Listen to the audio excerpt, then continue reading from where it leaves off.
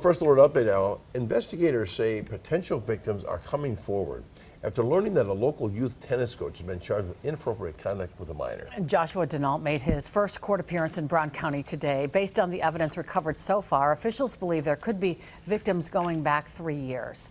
The 40-year-old is being held on a $75,000 cash bond. He'll be back in court next Friday, facing several felony charges, including capturing an image of nudity and child enticement and exploitation. Brittany Schmidt joins us in the newsroom with new details about this investigation. Brittany. Kimmy and Bill, detectives made it very clear this afternoon this investigation is just getting underway. They say there could be more than 30 additional victims in this case. Since the story first came out yesterday, officials say they've already had a couple reach out to them. Brown County investigators started their investigation early May when a member of a junior tennis program reported Denault to authorities. According to the criminal complaint filed this afternoon, a 10-year-old girl told authorities that she recognized Denault was recording her with a cell phone that he placed on the ground that police say was inappropriately positioned. It's a crime often called upskirting.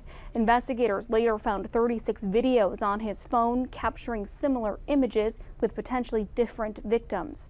Police say other evidence from the cell phone shows an adult woman being sexually assaulted while unconscious.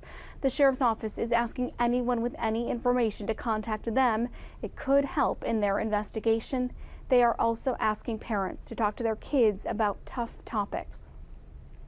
This needs to be one of those topics. It's about touching in relationships that maybe seem odd, right?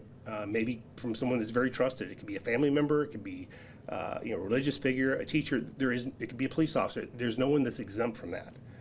Those are the people that have this status that oftentimes will make it hard for people to come forward and accuse someone of doing something because they fear that they won't be believed.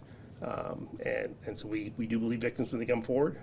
We gather that information so we can prove those facts.